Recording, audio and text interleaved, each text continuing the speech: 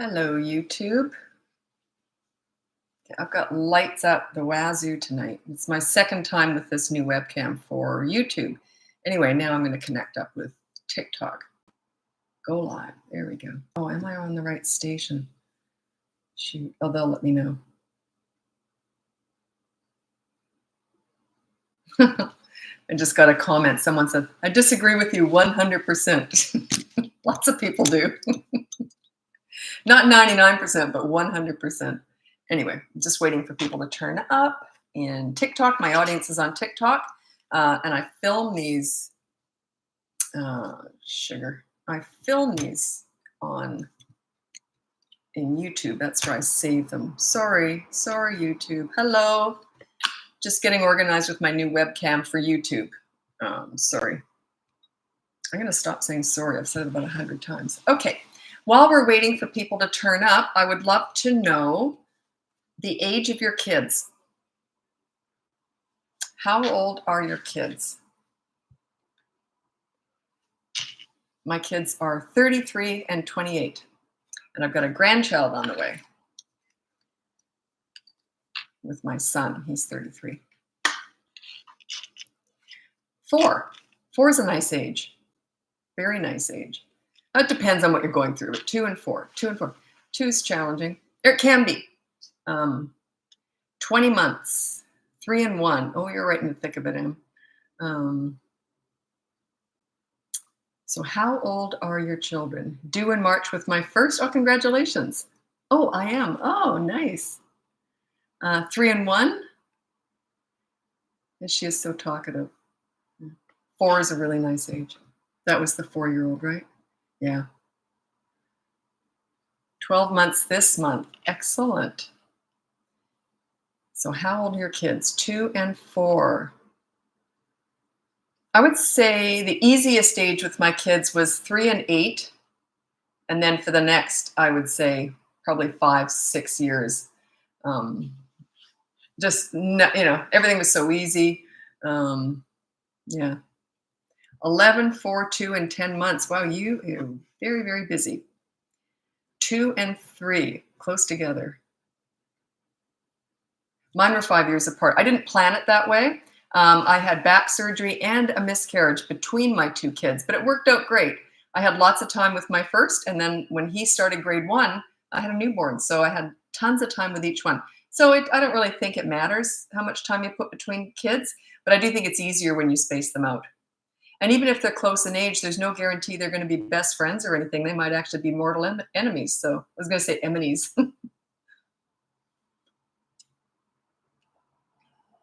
Oh, yes. Do you think the personality at 4 reflects teen years? What a good question. Just a sec. I'm going to write that down, and I'm going to do a video on that. So at what age can you tell what they're going to be like? It's a lot younger than you would think, just because I've worked with so many kids. Sorry for your loss. Yeah, I didn't find the miscarriage all that upsetting.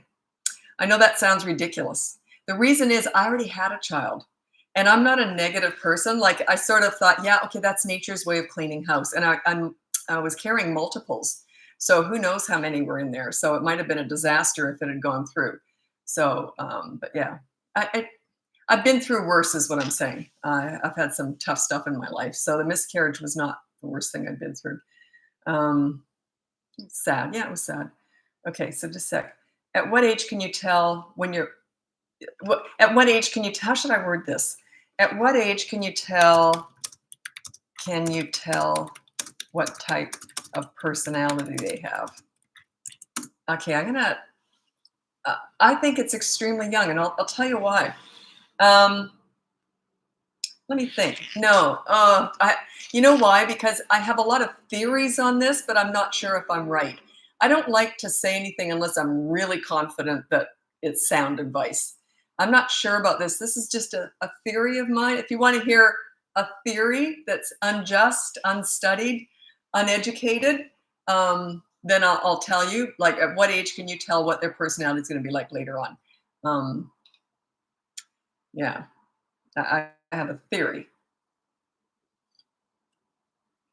Yes, a 1-year-old can throw a tantrum. A newborn can throw a tantrum. My son had tantrums, and when he was new, if he couldn't get on the nipple, he would have a tantrum.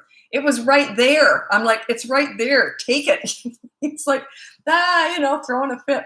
Anyway, yeah, okay, I say 3 years old. Once they start communicating, their basic nature never changes. That's the thing. My son had tantrums. He was more of the moody teenager. He just had uh, more of a lack of control over his emotions. There you go. Whereas my daughter, totally controlled from day one. Hardly ever cried as a baby, never had a tantrum. Still to this day, she doesn't do drama. So I think 3, because they can start to talk, and you can start to they'll start to really be able to communicate what they're thinking. But yeah, I would say even before that, you can kind of get a sense of what type of nature that they have. My daughter this was really interesting. Her grade 3 teacher, who never made specific comments about any kids. She was an older teacher. Her name was Ann Walker. Both my kids had her. They lucked out. She was the teacher all the other teachers went to for advice. She said to me, "We're all going to be working for your daughter one day." That's what she said to me. And what a strange thing to say. Like, my daughter knows who she is. She always did. She wasn't outspoken in any way. She kept to herself in a lot of ways. Kind of very private person. Oh God, if she's watching, she'll kill me. She hates it when I talk about her because she's a very private person. Anyway, sorry, sweetie. No, what would she? Oh, I know what she's doing. No, she's not listening. I hope not. Anyway.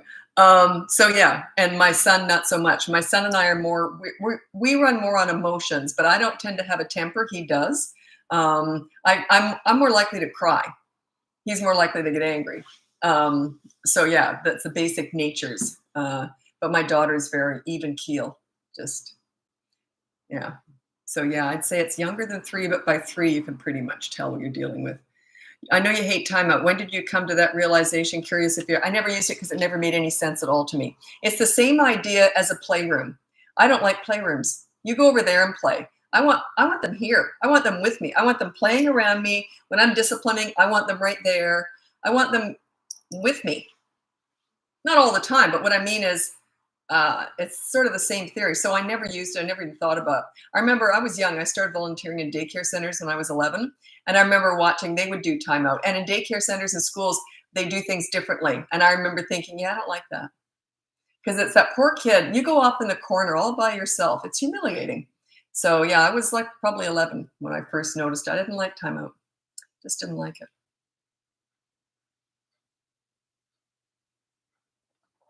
I'm such an extremist. I hate this. I love that. I hate. And it was funny the other day. I said to my daughter, I said, I'm really annoyed by it. Like I'm always assessing my personality. I'm very self-aware. I very much know who I am, good and bad.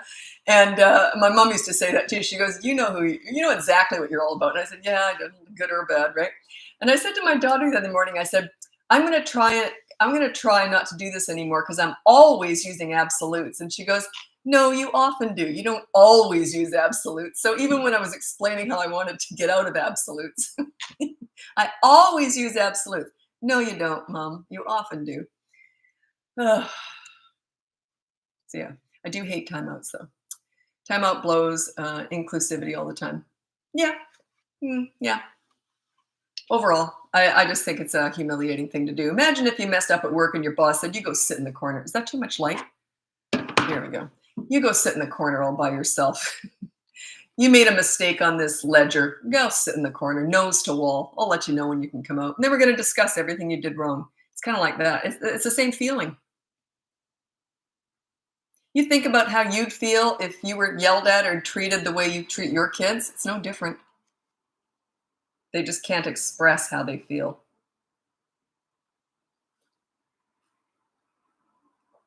Advice on a 3-year-old hitting, biting sister, not sharing.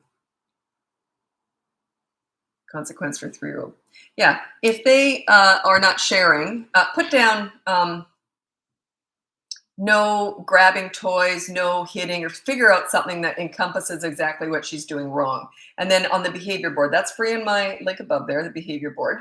And then you say the consequence is that the other sibling gets to play with her favorite toy for a half hour or something. So make the punishment fit the crime. If she won't share and she hits because she doesn't want to share, then that other sibling gets to play with her favorite toy for half an hour. Something like that. And then sometimes parents will say, well, that's no good because the other one wants to play with them with it. And I said, we just work around, figure it out. You just think of what would work in that situation. So you're mean to someone, you have to be nice to someone.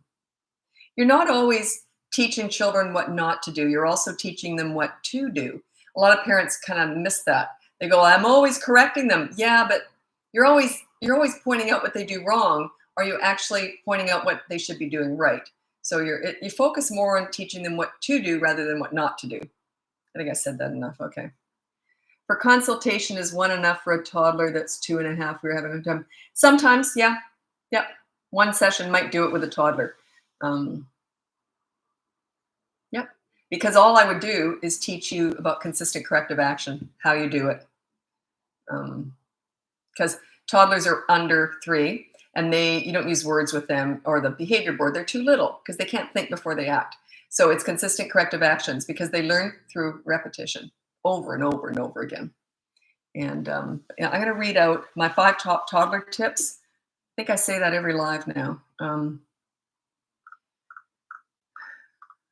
Okay, number 1, child-proof your home so you don't ever have to say no. Number 2, get a toy rotation system in place so they're never bored. So they only have maybe 5 toys out at any given time and rotate them once a week or whatever. Number 3 is to connect with your toddler, enter their world, play in their level. And you do not bond with a 3-year-old at the nail salon. So you go to the park and roll down the hill with them. You follow their lead. When you're playing, they're the leader when it's playtime. You're the leader the rest of the time. Playtime is all on their level. Number 4, stop trying to figure them out. They're not figure-outable. They're brand new, fresh human beings. They've got one marble and some tumbleweed floating around in there. They're just forming. Okay, don't try and figure them out. Number 5 is stop with the mini therapy sessions. Having all these discussions about their big feelings, big emotions, it's just garbage. I know it's trendy right now. They're toddlers. They're not listening to you at all. But when you're doing that, they're often looking right at you and parroting you. Yes, mommy. No, mommy. It's going in one ear and out the other. They're just parroting. They're mimicking you. They're just copying you. They're not listening at all. Mini therapy sessions. I know they're trendy. I know. They're garbage. Not that I'm opinionated.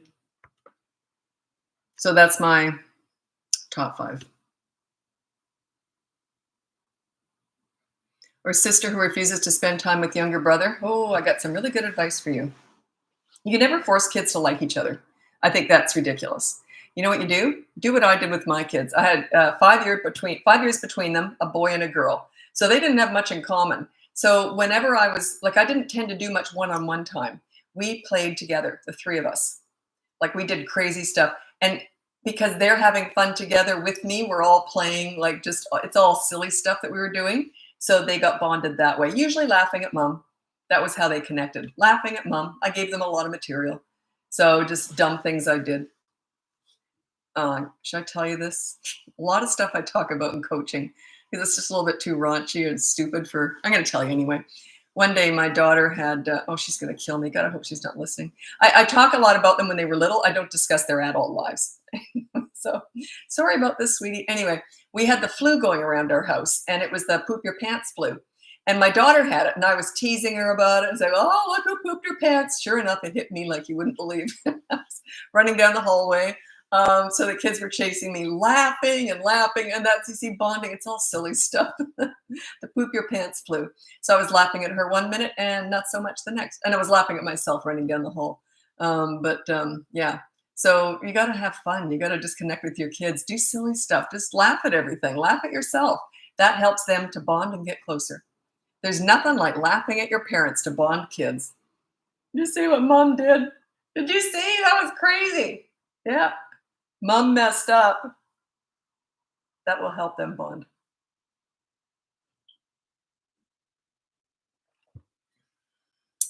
Okay.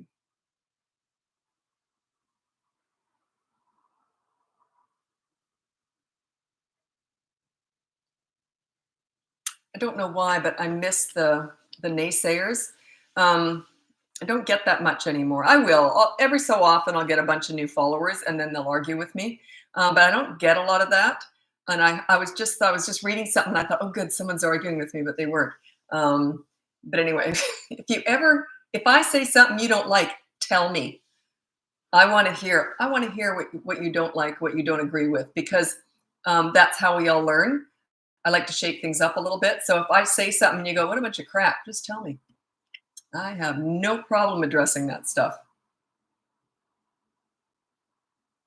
because there's probably other people thinking the same thing, or maybe not. I don't know. Maybe you're all sort of on. Maybe you're here because you do like what I have to say. But sometimes people turn up and they've never seen me before, and they go, "What a bunch of crap! I don't like her at all."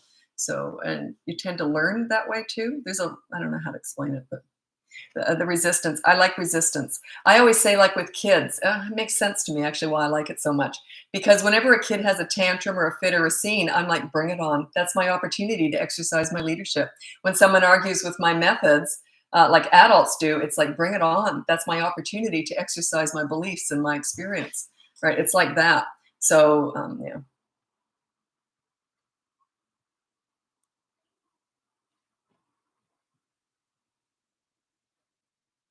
Yeah, even with an 8-year age gap, my kids fight like they are the same age. Um, they're still siblings. My brother and I have a 16-year age gap. I think it's 16. And I remember by the time I was 16, 18, yeah, we were squabbling like siblings. It was a huge age gap, but still, you're still siblings, right? What do you do besides a mini therapy session? You're trying to teach them what's wrong. They already know. Give me an example of how, if they don't know, they already know. If they hit someone, you think they don't know that's wrong? You're going on about it makes no difference whatsoever. None. Makes you look weak. Makes you look like you're begging them. So give me an example of something they might not understand, and then I'll give you a good example of why I believe in this, or why I know it to be true. It's funny because when people hire me for coaching, they'll sometimes, they don't all do this, but sometimes people will brag about how intelligent their child is. He's very gifted, he's very clever. And then the kid will punch them, and then they say, well, how do I explain to him that's wrong? The kid's 8 years old. You just told me he's gifted. He's the smartest kid in the whole world, but he punches you and you don't know how to explain to him that's wrong. He already knows. So he was gifted, smartest kid in the room, smartest kid in the world. Now all of a sudden he's a moron. You know, parents tend to exaggerate the good and the opposite with the bad. So it's quite interesting, actually, because I'll always say that. I thought he was gifted. Now all of a sudden he's a moron. So you don't have to explain stuff to kids. They already get it.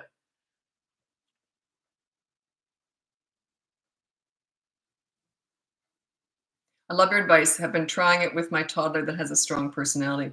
Good. How's it going?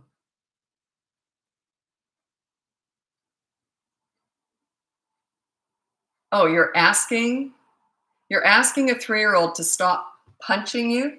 How's that going? Yeah, you don't ask.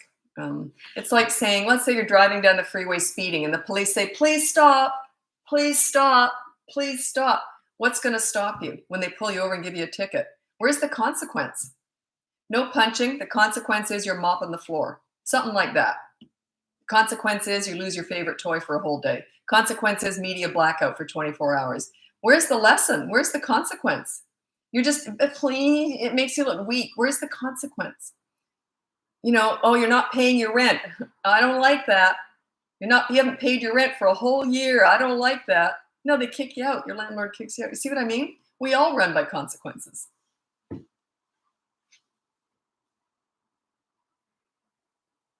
Yeah. Separation anxiety, super common. They grow out of it. You just do the dump and run. So it's a really quick goodbye. It's all cheery. Bye, I'll see you later. You end with when you're going to see them. Do that, see you later, and we'll see a pig. We'll go get ice cream after. Bye, and take off. The quick dump and run. Whoever you're leaving your kids with, I'm assuming you trust them and their experience with kids, they see it all the time. It's a big deal to you, not to them. Time in. I've heard someone ask about that before. I don't even know what you're talking about. I never understood what people were talking about when they said time in. What is that? What is time in? The only thing I can think that you might mean by that is my pool story. That could potentially be time in, but I don't use that phrase at all because I don't like the word time. It makes it sound like it's a prison sentence. I just don't like it. So, yeah, the pool story would, from what I can tell, from what people talk about time in, it would be most like that. And I tell the pool story all the time.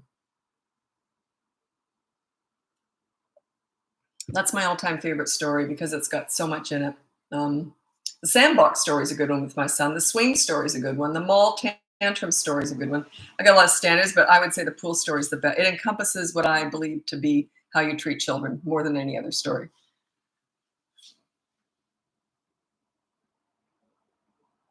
Oh, good. I've been taking your advice, and it's helped me not have so much anxiety raising kids. Excellent, excellent. Also, when you see other people ask all these questions, you are not alone. You are not alone. I'm still amazed. I've been doing this for so many years, and usually people follow me for quite some time before they hire me for coaching. And then they'll say, "Well, you've probably never heard of this before. It's so embarrassing." People don't tend to say that so much anymore, but they used to, especially when I first started my business. And I'd say, "Yeah, I've probably heard it." Yeah, very rare. I had something earlier this year that I had never heard before in 17 years of coaching. It was the first time I'd ever heard that, and it's rare. I came up with a. We had the parents and I had to work around it and figure something out, but it was.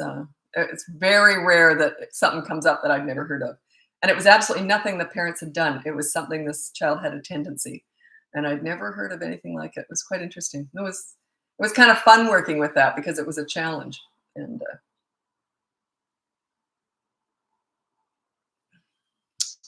yeah, feels so good not to be alone. Sometimes I really am embarrassed. Mm.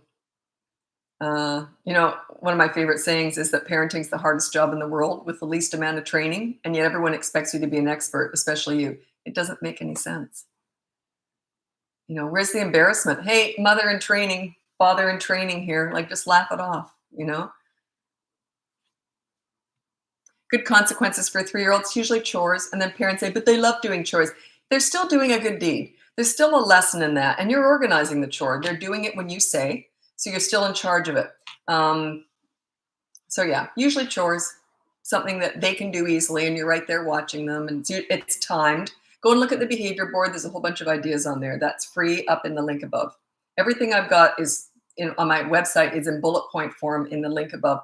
I've got coaching sessions with me. They're done on Zoom, so it doesn't matter where you are. The pandemic made my job so much easier because everyone knows how to use Zoom now. Before that, it was harder.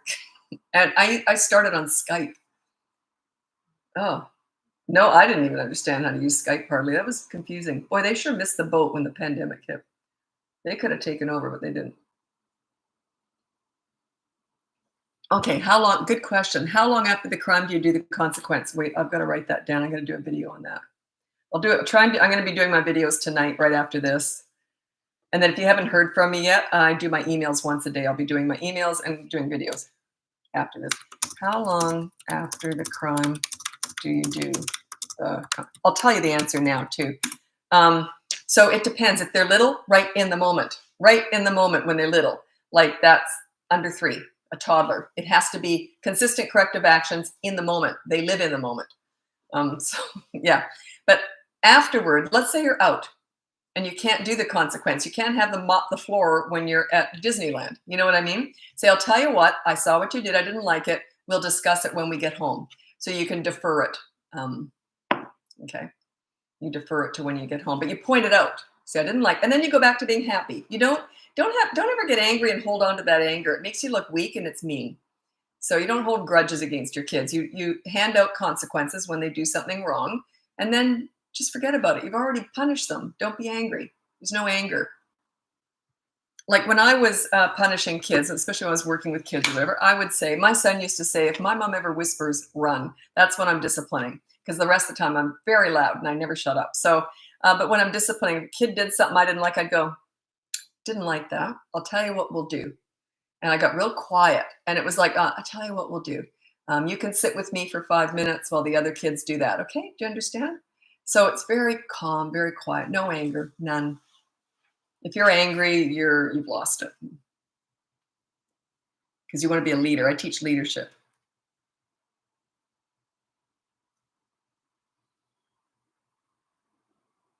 Okay, how do I get my 2 and 3-year-old to stop jumping on the couch? You can't do much with the 2-year-old aside from consistent corrective action. You just take them off the couch. But the 3-year-old, you can say, look, you're on the behavior board that starts at 3 because you're bigger. Make it sound like, oh, you're bigger, you're smarter, So say, if you jump on the couch, there's a consequence for you. The other one, unfortunately, you just have to take them down and say no. It's exhausting. Can't help you with that. I can't make it any easier for you. It's exhausting. That's why I had a really bad back. I had surgery between kids even. I broke my back years ago. The toddler years are my least favorite because they're physical and I have a really bad back. They're just physical because They're cute as a button, but they're all feet, no brains. You always have to watch everywhere you go. You have to watch them like a hawk, and they run off and they're doing stuff, and and they run in front of a swing and they get hit in the head by feet. They're always ugh. Okay. What is your qualifications, or just speaking from experience? All experience based. Kids were my teachers. I worked with disabled children, newborns, NAS babies, narcotic addiction syndrome babies, just tons and tons of kids with challenges, autistic children, delinquent teenagers, violent teenagers, abused children. Yeah, I've done it all. No, I haven't done it all, but I've done a lot. Kids who had gender confusion, of bullying. Yeah, experience, just experience. 51 years experience. God, I'm old. Anyway. Okay. How do you put up the boundary when you are the fun mom, but then later have to switch to discipline? Okay. That's such a good question. I like that one. How do you switch from discipline to fun, play to discipline? There's another one. I'm going to do another video on that. How to switch from fun to discipline. It's like a light switch. I'll give you a good example. I haven't talked about this in a long time. One of the favorite things I did with my kids when they were really little is during laundry day, I put all the underpants on my head. The legs were the eye holes. So I'd say, oh, the panty monster's getting ready. And the kids would run screaming. And so then as soon as I get all the panties on my head, I'd start chasing them. And the panty monster's going to get, and they were just hysterical. It was fun. But if they did something I didn't like, those panties, I'd go, excuse me, panties would come off my head. Didn't like that. We'll do it again tomorrow. I pull away the fun. That was my leverage. I was fun and I was funny. That was my leverage. That was my weapon of choice with kids. I don't teach that a lot because a lot of parents say to me, well, humor isn't my thing. Humor is my thing. I always say, if you make me laugh, I'll follow you anywhere. I love laughing. So that's why I love being around kids so much. They seem to have that. I love a sense of I love silly humor. Like, underpants on the head, obviously, that's silly humor. But yeah, I stop the silly right away. It's okay, we'll pick it up tomorrow. Okay. And then the next day when you do it, they would never act out. You see? Pull away the fun. Like that.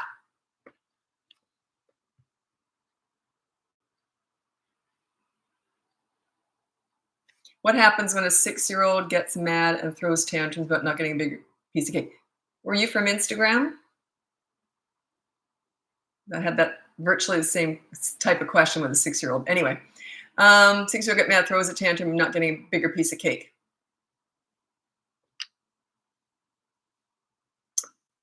There's too many ways I could answer that. I'm going to tell you a story. No, it's a popular problem because I told that person on Instagram, it was a direct message. And I said, just watch my live because I'll answer it then if you ask it. So it's a 6-year-old who has a tantrum and they don't get their own way. I'm going to tell you a story.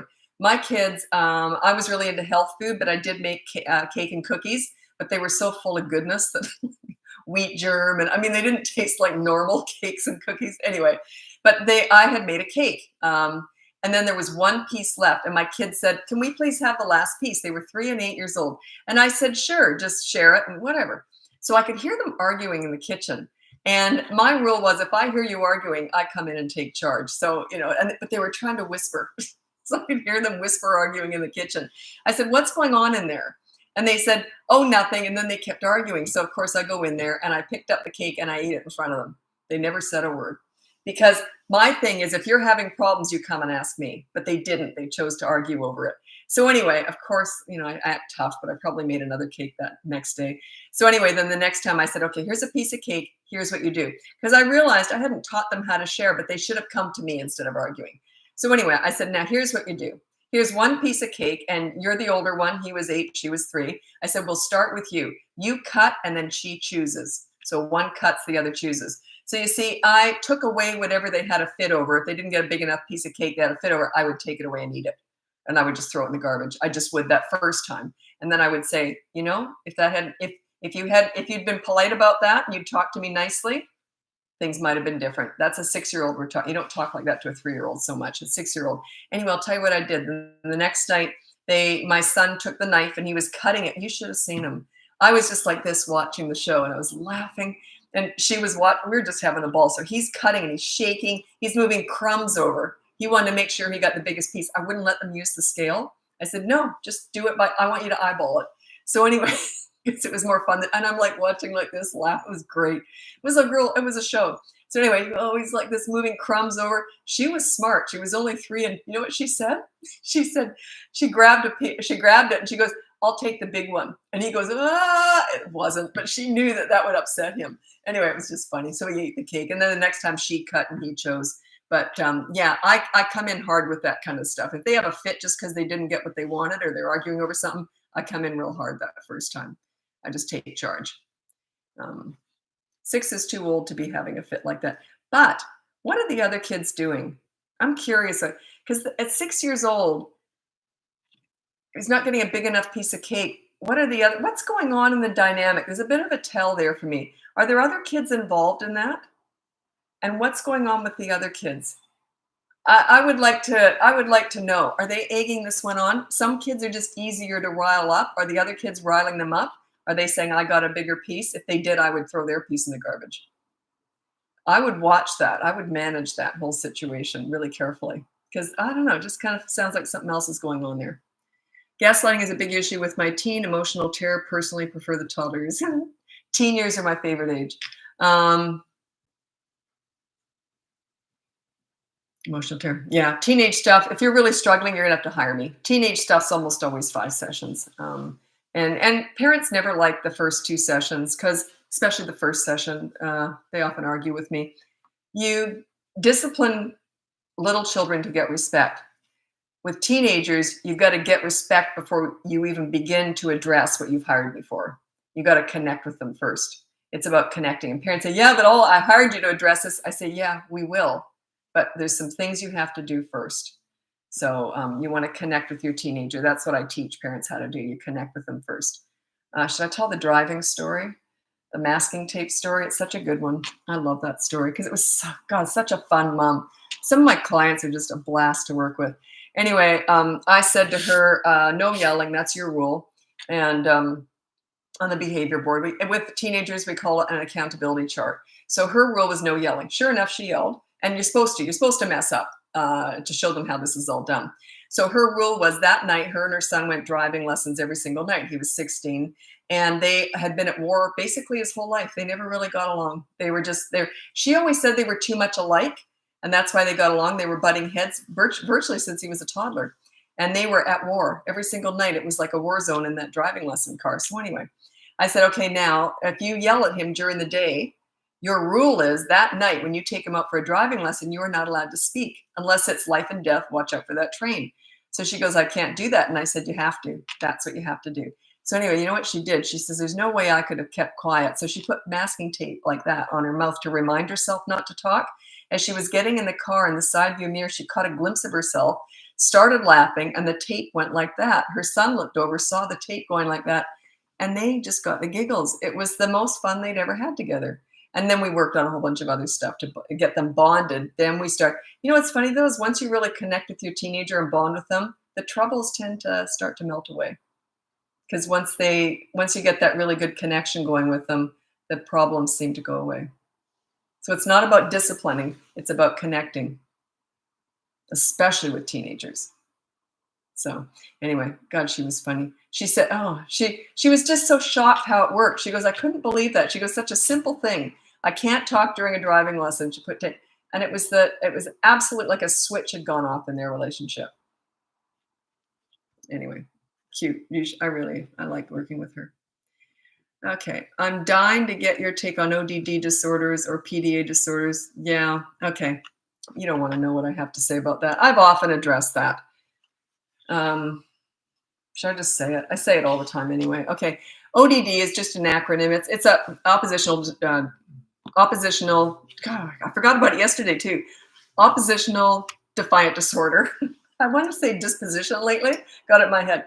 Oppositional defiant disorder. It's not a medical diagnosis. It's an acronym made up to make moms feel better about themselves. That's what pediatricians have told me. They said it's not a medical diagnosis. It's just, it's got ODD. Blame the kid. It's like blame the kid, but it's not the kid. It's you. Their behavior is a direct result of your leadership or lack of. It just is. So ODD is a direct result of them not having a leader as a parent. That's all it is. That's all it is. Does that make sense though? Which is good news because that means you can change. I don't fix kids here. They're just responding to you. I fix and teach parents. That's all I do. That's all I do. Yeah. More than one doctor's told me about that ODD. They said, yeah, it got moms off their back complaining about their kids. As soon as the kid got a label labeling them bad, the mom felt better and didn't even discipline after that. Oh, well, it's just because he's got ODD. It was like an excuse to allow the kid that you can't handle him. Whereas I think that's really, you're missing a lot when you do that. Whenever I was working with kids, no one ever handed me an easy one. Not one person ever said to me, here's an easy one, Lisa. They always said, good luck with this one. Like they always handed me the most difficult kids. That was my specialty. Teenagers, toddlers, whatever age. That was my specialty, is getting respect out of really difficult kids. That was my thing. That's what I'm good at. Anyways, the easiest kids for me to turn around and get their respect by far, the quickest turnaround, is the most oppositional children, because when they come up against a strong, calm leader, they almost go like this. Oh, thank God, finally. Woo! Because it's like they've been screaming for it for years. No one was leading them. They desperately crave, need, and want a leader. When they finally get one, they're like, oh, whew, whoa, I've been waiting for that. Does that make sense?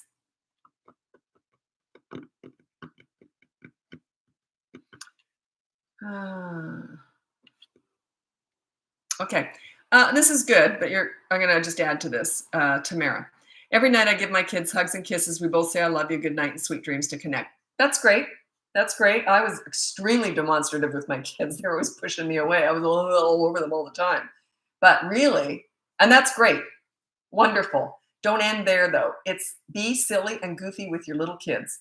Roll in the grass with them. Get goofy. Have hopping contests. Do things with them that they're always going to be better at. I used to have rolling down the hill contests with my kids. I'd do one roll and just about puke. So that was it for me. Or we do hopping contests around the house. I could hop maybe for 4 steps and then I was done. So we get in touch with your silly. And that. So the hugs and kisses, that's just a basic thing. Yeah. But it's the fun. Find your inner toddler, find your inner 5-year-old, find your inner 16-year-old, connect with them in their world and have fun with them. Because a lot of parents do all that. I love you. I did that every day. I still tell my kids I love them every time I talk to them. So yeah. I remember catching a glimpse of myself in the mirror one time, and I was kissing my son, who was a teenager, and I felt sorry for him. I was kissing him, and this was his face in the mirror. Mom came in for a big one, and I'm hugging her, and his whole face. I thought, yeah, this poor kid, but he didn't know any different. Like, damn, he just thought that's something I have to put up with. That poor kid. They were looking for the parent in the room. Yeah, they desperately need, crave, and want a leader. It would be like if you worked for a company and there was no boss, no direction, no operations manual. Could you imagine? It's the same feeling. Wouldn't you kind of be lost? Think about it. Wouldn't you kind of be lost? It's the same thing. They need, crave, and want a leader in life. It's a natural instinct for a child to want a leader. Teenagers, they start pushing you away. You want them to be their own leaders. But you've been such a good leader, or you've learned how to do it when they're teenagers, because I teach that. It's my specialty is teenagers. So you learn how to be a good leader or like a fellow leader with them, because you kind of want them to be their own leaders, but you're there for backup. When you become really good at listening with teenagers and negotiating pretty much everything, they'll tell you everything. So they'll go to you. They'll tell you everything. You'll be a safe place to land. No judgment. You just listen.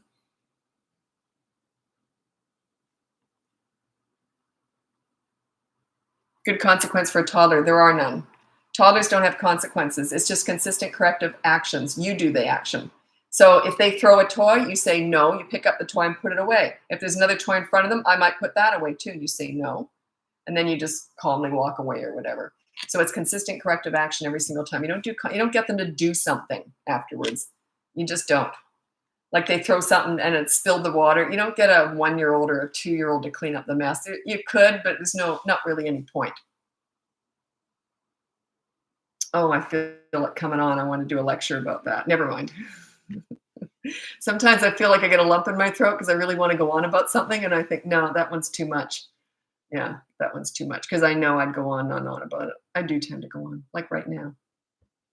I need to hire you for real. Well, I'm right in the link above. Do it, yeah.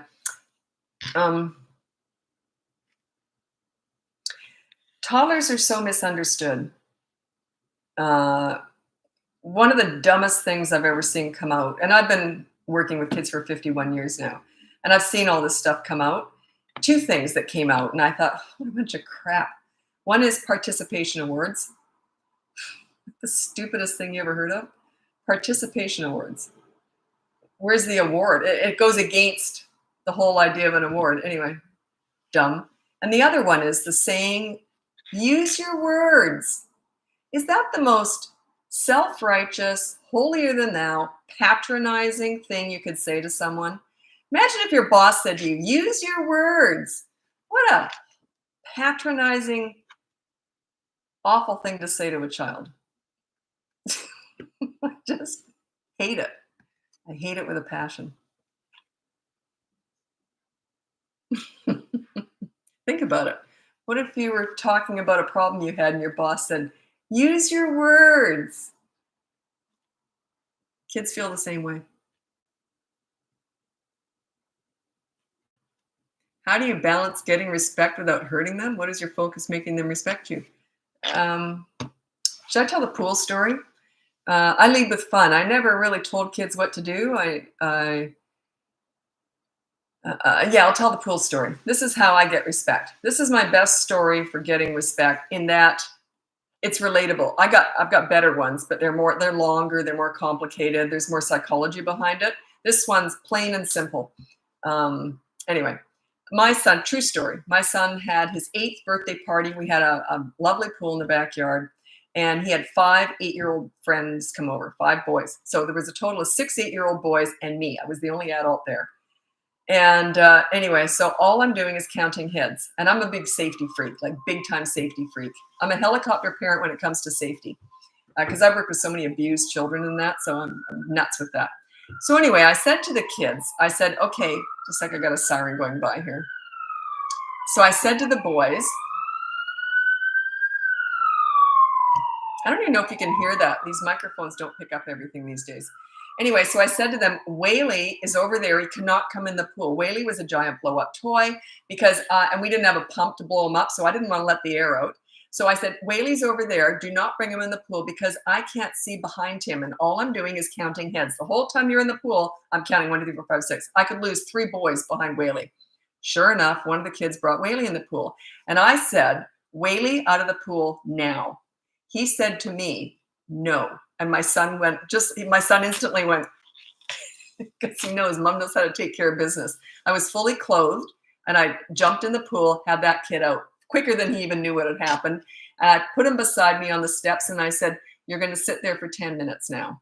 So now I'm talking to him for 10 minutes and I'm counting 5 heads in the pool. What am I talking to him about? I'm talking about PlayStation games. I'm talking about the soccer goal. He got a goal in soccer. I used to work with him at school too. I knew he was a handful. He had ADHD and he was a real handful. Anyway, and then I was talking about how he did on it.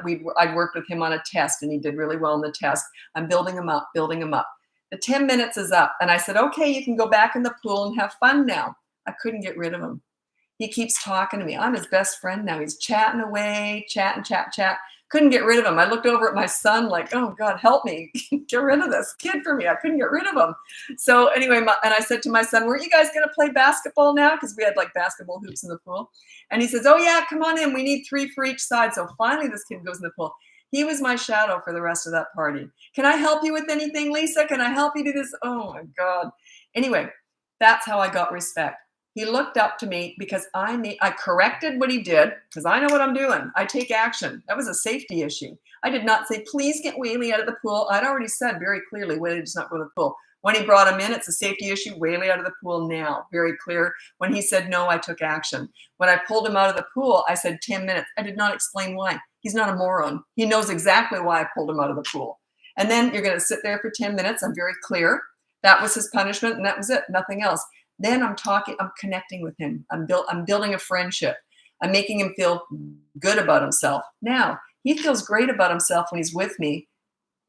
That's your power, by the way. When they like themselves when they're with you. Now, this was a kid no one liked. He was difficult. He was a really difficult kid. So he was always in trouble. So all of a sudden, he's with someone who makes him feel good. Now, what does he want to do? He wants to please that leader. I'm the leader. He wants to please me. I made him feel good about himself. Then when I said you can go back in the pool and have fun, why would I not say do not take Whaley in the pool again? I would have erased all the good stuff I just did. I would have reminded him of him being bad. So instead, it was all positive. Have fun. Have fun. I told him what to do, not what not to do. Don't focus on what not to do all the time. Focus on what you want. Guide them in the right direction. Focus on what you want them to do. Anyway, that's how I get respect. That exactly how I get respect. I'm very clear in my instructions. When they break the rule, I take action, and then I connect with them, and then I'm the leader. Like that. Happens like that. It's that easy. Anyway, it's funny because I often tell this story, and I was telling this to a mom, and I had it on a video, and she watched it over and over and over again. The body language, because I had coached her through doing stuff like this. She wasn't there yet, though. She was only in session 2. Session 3 is when you start to do that in the moment disciplining stuff. And so she did it all on her own right after session 2. And she told me exactly, she said, I just channeled my inner Lisa. I did the body language. I did the eyes like that. And the tone of voice. She goes, the kids looked at me it was her own kids, completely differently. And they were perfect. She never nagged them about what they did wrong. She didn't go on about it. It was all positive. It worked. She couldn't believe it. But she channeled every single thing I said. It was the body language, the facial expressions, the action, building them up, all that stuff. That's how you get respect. You make them feel good about themselves. You correct the bad behavior, then build them up, build them up, build them up.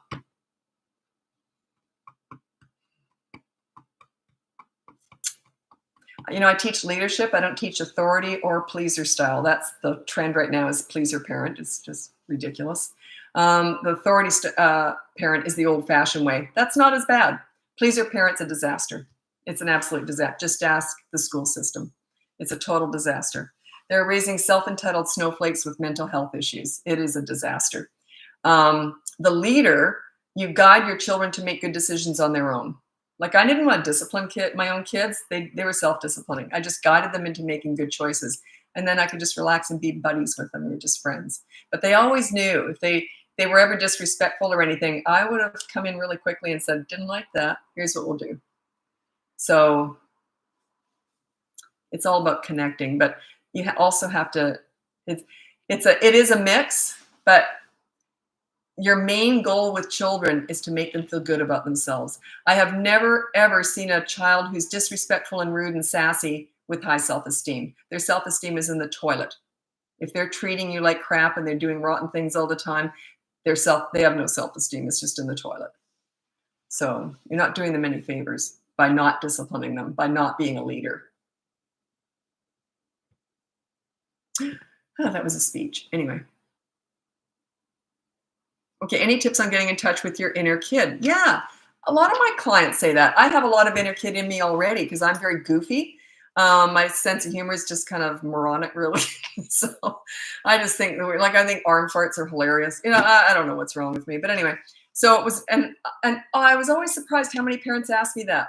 What you do is you watch your kids play and you mimic them. And just see how you go with that. It was interesting. Oh my God, what was it? Oh, I know. This mom was, I said to her, okay, so if you yell, your consequence is you have to play with them for 10 minutes doing whatever they want. And I said, what would that be? And she goes, oh God, I know exactly what it was leapfrog. That's what her kids loved doing. They were always asking her to do. She'd never done it. That was her consequence. She had to play leapfrog. And she said, you know what? She goes, it was fun. Like, maybe you just haven't done it before.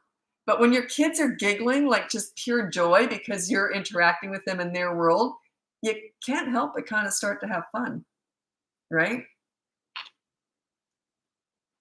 Doesn't come naturally to everybody. I totally get that. But yeah, she had to do leapfrog. I actually said, you mean leapfrog? And she goes, yeah. I thought, wow, I've never done that before. Well, mainly because I know I couldn't. So that was your question. A little bit of everything. Said, how do you balance getting respect without hurting them? That was that pool story. Do you think there was any harm done to that child? Do you think that kid felt like $1 million And the funny thing is, when his mom came to pick him up, I knew the family because I worked with him at school. So when the mom came to pick him up, you know what she said to him? Oh, what rotten thing did you do? She said instantly she labeled him as rotten. She instantly addressed, oh, sorry, you had to look after him. And I'm like, that poor kid.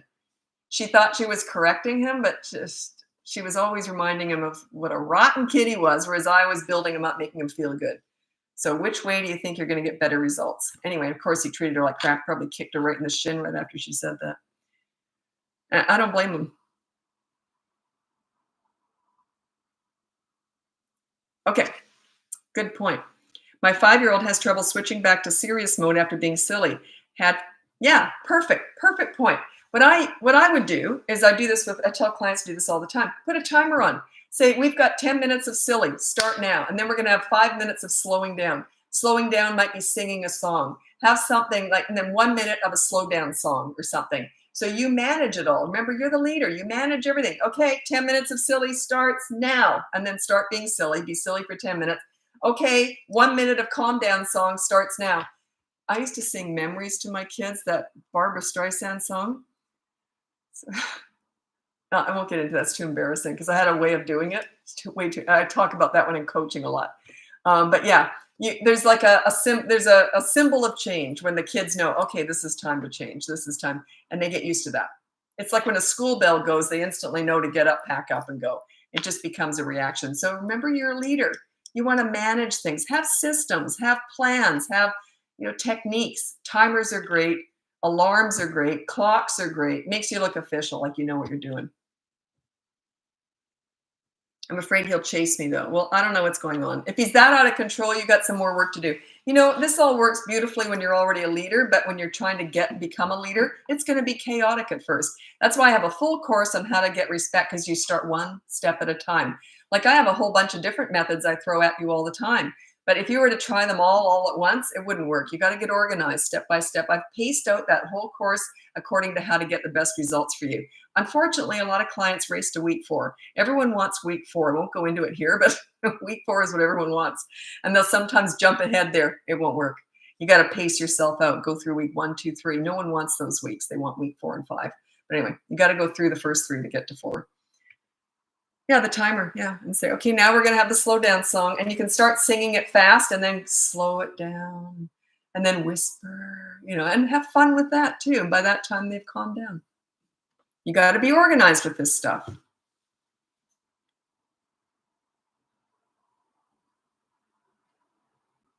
Yeah, these courses are all in my bio. I remember one of my favorite, I used to do a lot of magic tricks with kids, just stupid stuff. Like I'd da-da-da-da-da-da-da-da. Then I'd put something in my pants and I'd go, whoa, it's all gone. Toddlers are like, whoo, she's magic. One of the things I used to do was I would tell kids, I can hold my breath for like 5 minutes. Well, of course, I wouldn't plug my nose. And they were just, wow.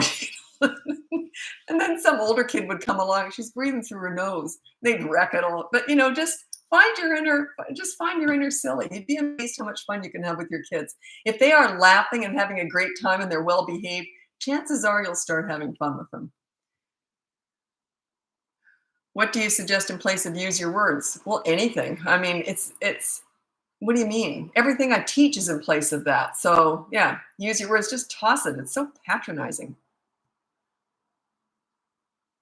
It's like saying to someone, an adult who's crying because you've hurt their feelings, calm down, calm down. It's this holier than thou, patronizing. It's just this whole, ugh, gives me the shivers. Okay, 5-year-old lying. Don't say make up stories, just call it lying. So put it on the behavior board, say no lying, and then in brackets say, I will decide when you're lying. So that it stops them from arguing. Say, I've already decided. It's on the board, remember? So yeah, and then there's a consequence if they lie. We all learn through consequences. Like that's how we pay our rent. That's how we pay our mortgage. That's how we pay taxes. There's a consequence if we don't do those things. So have the same system in place for your children. You don't want them to have to learn that when they're adults. That's what's happening these days. These pleaser parent style, which has been trendy now for about 30 years. Oh God, I've watched that come in. I thought, it's just going to be a disaster. You ask the schools, teachers are quitting right, left, and center because these kids are coming to school so self-entitled and misbehaved that the teachers can't even teach academics anymore. They're just dealing with behavioral problems. And if they look at the kids the wrong way, the parent sues them. I mean, it's just a disaster right now. A lot of my clients are teachers, so they complain about it. And I'm there to listen. I get it. How do you get kids to listen the first time? So you want to be the authority parent. I don't teach that. When they respect you, they listen. Work on your leadership. We're not fixing kids. We're fixing you. If you're a leader, they do. They respect you. So that just says they don't respect you because you're not a leader. It's nothing wrong with them. You're not leading them. That's the problem.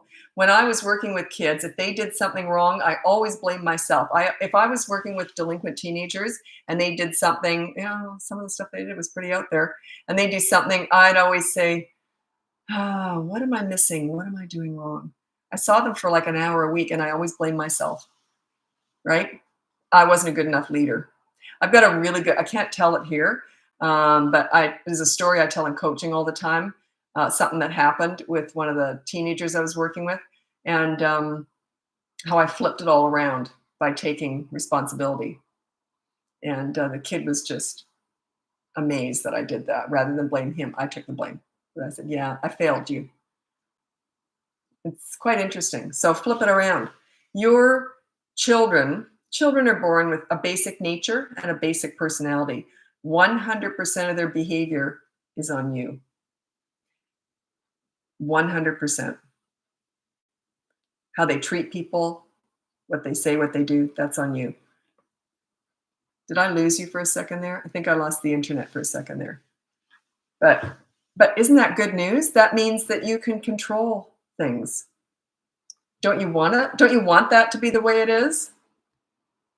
Can you give an example of what?